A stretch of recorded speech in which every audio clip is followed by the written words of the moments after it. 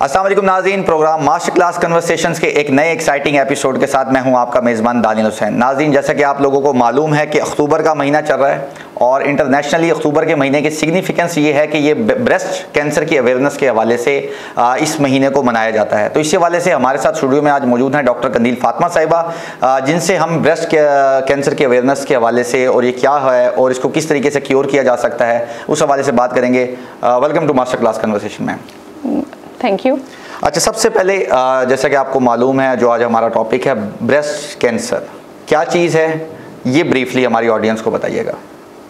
Breast cancer या cancer, breast cancer cancer की किस्म ही है। कैंसर उस वक्त बनता है आमतौर पे हमारे जिस्म में जो खुलियाँ होते हैं वो प्रोग्राम्ड होते हैं।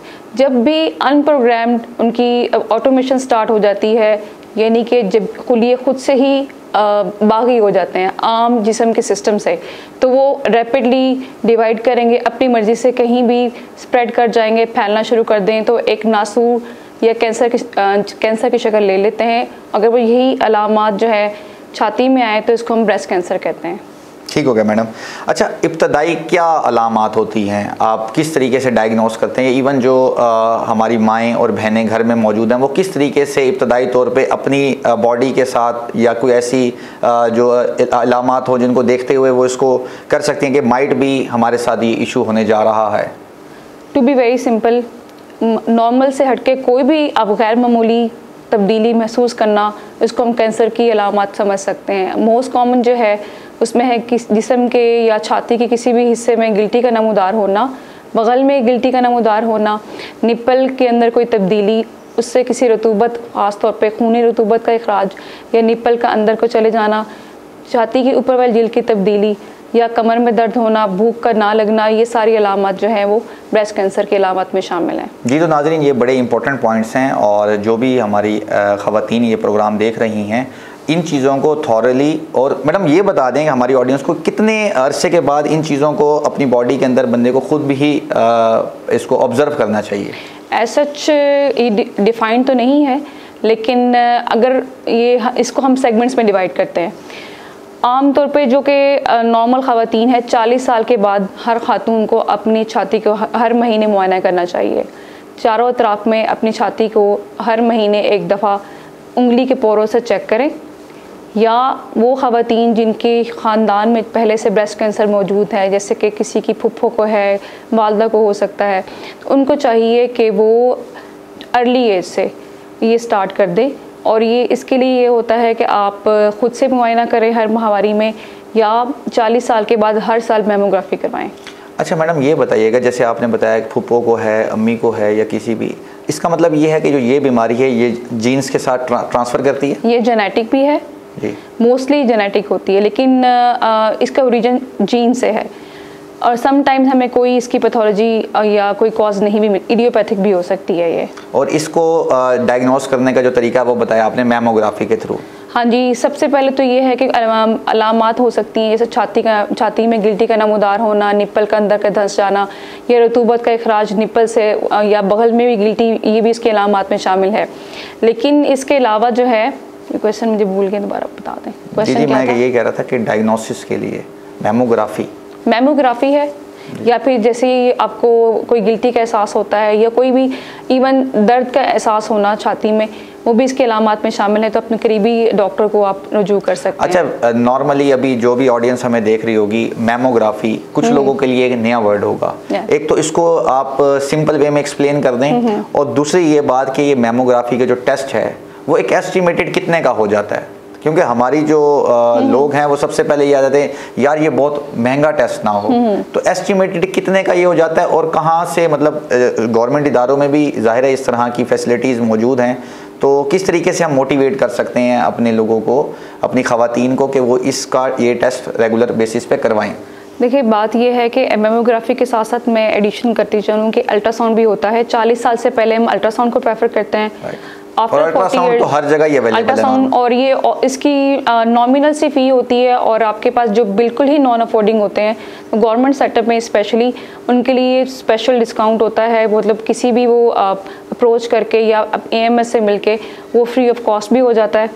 पुअर पेशेंट को वहाँ पे ऑब्लाइज करते हैं फुली, और उसके अलावा जो है मेमोग्राफी की भी नॉमिनल से फ़ी होता है, लाइक 300 है या 400 है। अगर आप, कुछ लोग इतना भी अफोर्ड नहीं कर सकते, उसके लिए भी बाकायदा सेगमेंट्स होते हैं, आप उसको थ्रू प्रॉपर चैनल उसको फ्री ऑफ कॉस्ट करवा सकते हैं। 300 से 400 ये सरकारी इदारों में, ये गवर्नमेंट सेटअप में है। प्राइवेट में देखें, डिपेंड करता है कि कुछ लोग ट्रस्ट होते हैं, ट्रस्ट बहुत कम लेते हैं, या सम टाइम वो भी फ्री ऑफ कॉस्ट कर देते हैं, बहुत ज़्यादा नॉन अफोर्डिंग आ जाता है। लाइक इसी तरह से जो है, आप डिपेंड करता है, अफोर्डिंग है तो वो लेकिन एक एस्टिमेटेड रेंज बता दें, जैसे आपने सरकारी इदारे के बता दी कि 300 से 500 है, तो प्राइवेट में ये 1000 से 2000, ये वेरी करता है, 2000 3000, इससे ऊपर चले जाएंगे तो फिर पेशेंट के अपने डिपेंड करते हैं जहां वो जा रहा है उसके अकॉर्डिंग। मेन मुद्दा ये है कि आवाम को हमने ये बताना है कि 1000 रुपये या 2000 रुपये आपकी जो जान है, और ख़ास तौर पे कैंसर जैसा मूजी मर्ज़, खुदा ना खास्ता अगर किसी को नाज़रीन कैंसर हो जाता है तो उसके बाद के जो हैं वो एक उसी बंदे को वो ही समझ सकता है जिसके किसी रिश्तेदार को या किसी प्यारे को कैंसर हुआ हो। तो ये बहुत, मैं समझता हूँ मैडम, दो जो बीमारी है ना, जो सबसे ज़्यादा पेशेंट के लिए भी एक तकलीफ दे अमल है, और उसके जो घर वालों के लिए वो एक डायलिसिस वाला अमल, और दूसरा ये कैंसर का जो ट्रीटमेंट है, जब उसकी कीमोथेरेपीज़ हो रही हैं, रेडियोथेरेपीज़ हो रही हैं, या इवन जो दूसरा डायलिसिस हो रहा है, तो ये एक बहुत तकलीफ दे अमल है पेशेंट के लिए भी। तो उससे बचने के लिए क्या ही अच्छा है कि हम 500 1000 रुपये या थोड़ी एफर्ट करके किसी भी सरकारी इदारे से, अगर हम नॉन अफोर्डिंग है तो हम क्यों ना उसका बर वक्त जो है ना डायग्नोस करवा लें। अच्छा मैडम, वजूहात क्या क्या हो सकती हैं? क्या ये फूड से, मैं आपको इंटरप्ट कर रही हूँ, अभी हमारा ये जो डायग्नोसिस है ये सेगमेंट कंप्लीट नहीं हुआ। इसके 3 हमारे स्टेप्स होते हैं, इसको हम मेडिकल लैंग्वेज में ट्रिपल असेसमेंट कहते हैं। फर्स्ट ऑफ ऑल ये हुआ कि पेशेंट आया, उसको कोई भी सिम्टम है, उसको पेन है, कोई आपको उसको लम्प फील हो रहा है, या उसकी निप्पल से कोई डिस्चार्ज है, ये वो अंदर को चली गई है, वो डॉक्टर के पास जाएगा। डॉक्टर क्या करेगा, उसकी हिस्ट्री लेगा, एग्जामिनेशन करेगा, ये उसका एक सेगमेंट कंप्लीट हो गया। तो कभी भी सिर्फ एग्जामिनेशन पे हम जंप नहीं करते कि इस मरीज़ को कैंसर है। उसके बाद हम क्या करते हैं, हम इमेजिंग की तरफ जाते हैं, जिसमें अल्ट्रासाउंड आ जाएगा और मेमोग्राफी आ जाएगी। एंड थर्ड, जब हम कभी भी जाएंगे उस पर कि उस मेमोग्राफी पे फाइंडिंग्स आई हैं, अल्ट्रासाउंड पे आएंगी, तो उसके बाद हम मरीज़ को जो मशवरा देते हैं कि आप इसकी बायोप्सी करवाएं, ठीक है। तो ये इसके बारे में बायोप्सी के बाद हम उसको लेबल करते हैं that this is cancer patient. उससे पहले हम कभी भी मरीज को ये जंप नहीं करते कि आपको कैंसर है। तो ये एक भी बहुत बड़ा मिथ है, इस पे मैंने बात करनी थी। आपके थ्रू मैं ये मैसेज कन्वे करना चाहती हूँ, ये जो मिथ है कि बायोप्सी जो है वो, या लोहा लगवाना जिसको कहते हैं, ये आपके कैंसर को फैलाता है, ये बहुत तकलीफ दे अमल है। तो ये 2 इसमें बातें हैं कि ये इससे बायोप्सी तशखीस का हिस्सा है, ये कैंसर को फैलाता नहीं। और दूसरा ये कि ये एक माइनर सा प्रोसीजर है, और ये जब भी हम परफॉर्म करते हैं हम उसमें उसको पेशेंट को इंजेक्शन देते हैं सुन करने के लिए या एनेस्थीसिया देने के लिए, उसके बाद बायोप्सी करते हैं और मिनिमल उसको पेन होती है और पेशेंट उसी टाइम घर भी जा सकता है। ज़बरदस्त। अच्छा मैडम, ब्रेस्ट कैंसर की वजूहात क्या हो सकती हैं? क्या ये खुराक की वजह से, जैसे जीन्स की एक बात की, वो भी एक रीज़न है, या कोई ऐसी हम खुराक इस तरह की इनटेक कर रहे हो जिससे ये कैंसर बढ़ता है? आखिर वजूहात, मेन रीजंस क्या हैं? देखिए, फीमेल जेंडर, औरत होना एक बहुत बड़ा रिस्पेक्टर है इट्सेल्फ। नंबर 2, जैसे जैसे आपकी उम्र बढ़ेगी ये रिस्क बढ़ेगा।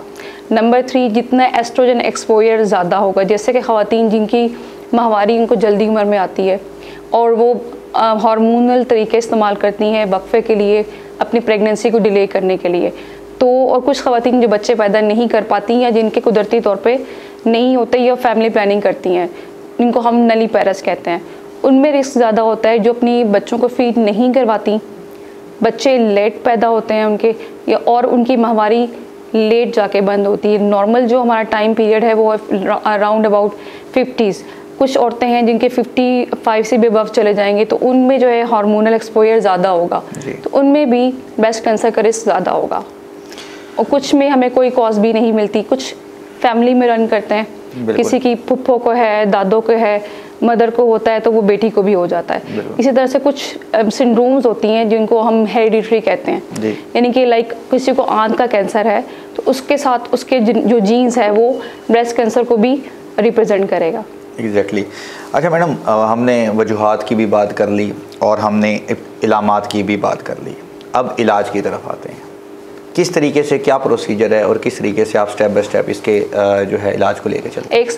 एक सेगमेंट पे हम पहले बात कर चुके हैं, लाइक उसमें हमने एग्जामिनेशन किया, हिस्ट्री एग्जामिनेशन, उसकी इमेजिंग से हमने ये सस्पेशन, फिर कंफर्म हुआ बायोप्सी पे। फिर ये क्या होता है, ये एक डॉक्टर का काम नहीं है, फिर जैसे भी ये होगा हमने ये कंफर्म किया, फिर हम स्टेज डिसाइड करते हैं। स्टेज पे डिपेंड करता है कि हमने क्या फर्दर इसका ट्रीटमेंट करना है। तो ट्रीटमेंट में पूरी टीम होती है, उसमें क्या आएगा, ट्रीटमेंट पे हमारे सेगमेंट्स होंगे, सर्जरी होती है इसके लिए कीमोथेरेपी होती है और रेडियोथेरेपी होती है। तो इसमें पूरा पैनल होता है, पूरी टीम होती है, जिसको हम मल्टी डिसिप्लिनरी ट्रीटमेंट कहते हैं या मोडेलिटी होती है। इसमें ऑन्कोलॉजिस्ट होगा, सर्जन होगा, प्लास्टिक सर्जन होगा, और साथ में फिजिशियन भी आएगा और साइकेट्रिस्ट भी आएगा, और हमारी जो है सपोर्टिव नर्स जो है वो भी इसमें शामिल होगी। और मैडम जिस तरह ये कीमोथेरेपीज़ होती हैं, नॉर्मली देखा जाता है लोगों के बाल जो है वो गिर जाते हैं ऑटोमेटिक, और इसके अलावा मेमोरी लॉस का भी एक बड़ा इशू फेस करना पड़ता है। ये तमाम कैंसर, मतलब किसी को लंग्स कैंसर है या किसी को ब्लड कैंसर है, ये ब्रेस्ट कैंसर में भी वो सेम होगा या वो इसमें थोड़ा सा कोई डिफरेंस है, या इसको आप ब्रेस्ट कैंसर को आप ब्लड कैंसर या लंग्स कैंसर से कम रेट करती हैं? नहीं, कीमोथेरेपी एज सच जो भी है मैक्सिमम उनका ये साइड इफ़ेक्ट है। इसमें हेयर फॉल मोस्ट कॉमन ये है कि पेशेंट्स का हेयर फॉल होता है, लेकिन ये टेम्परेरी होता है जी, बिल्कुल। मोस्ट ऑफ द टाइम जैसे ही आपकी कीमोथेरेपी कंप्लीट होती है तो आपकी वो ग्रोथ दोबारा हो जाती है। बिल्कुल ठीक है। अच्छा मैडम, अब ये तो इलाज हो गया, अब अगर इससे हमने पहले ही बचना है, मेन जो चीज़ होती है कि हम सबसे पहले ही जो भी हमारी चीज़ें हैं उनको हम थॉरली अगर लाइफ को बैलेंस रखते हैं तो चीज़ों को लेके चलते हैं, तो पहले ही अगर बचाव का तरीका जो हमारी ख़वातीन देख रही हैं उनको ये बताइएगा कि आपने किस तरीके से, एक तो हमने कहा जी 40 ईयर्स के बाद आप रेगुलर अपना चेकअप करवाएं, इसके अलावा और कौन कौन से तरीके हैं जो कि हमें रेगुलर करने चाहिए हमारी ख़वातीन? तो रेगुलर यही है कि जितनी अर्ली आप ये डायग्नोस होगा,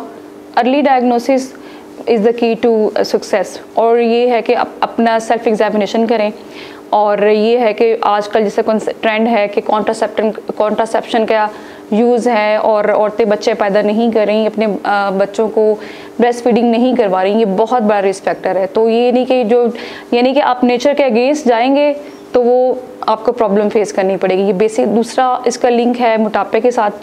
मोटापा क्या करता है, आपके हार्मोनल इम्बैलेंस करवाएगा, जैसे ही इम्बैलेंस होगा तो आपकी जो है वो कैंसर का रिस्क बढ़ जाएगा। तो अपनी लाइफस्टाइल को आप मॉडिफाई करें, बैलेंस रखें, तो ये सारे जो सिंपल से स्टेप्स हैं तो वो आपके जो है आपको प्रिवेंट कर सकते हैं कैंसर, ब्रेस्ट कैंसर से। ज़बरदस्त। नाज़रीन, मुझे उम्मीद है कि आज का जो हमारा ये प्रोग्राम है ये आप लोगों के लिए, ख़ास तौर पे हमारी जो ख़वातीन हैं उनके लिए काफ़ी मुफीद साबित होगा। और जो भी आज चीज़ें हमने डिस्कस की, डॉक्टर कंदील फ़ातिमा साहिबा ने हमें ब्रीफ़ की, हमें उम्मीद है कि हमारी जो ख़वातीन हैं उस पर अमल करेंगी, और इलाज से जो आपका परहेज़ है वो कहते हैं ना बेहतर है। तो पहले ही इन तमाम चीज़ों को हमें देखना चाहिए और अपनी जो है परहेज़ करना चाहिए, अपनी डाइट को बैलेंस रखना चाहिए। नाज़रीन, देखते रहिए मास्टर क्लास कन्वर्सेशंस, एक नए प्रोग्राम में एक नए गेस्ट के साथ फिर हाजिर होंगे। तब तक के लिए अल्लाह हाफ़िज़।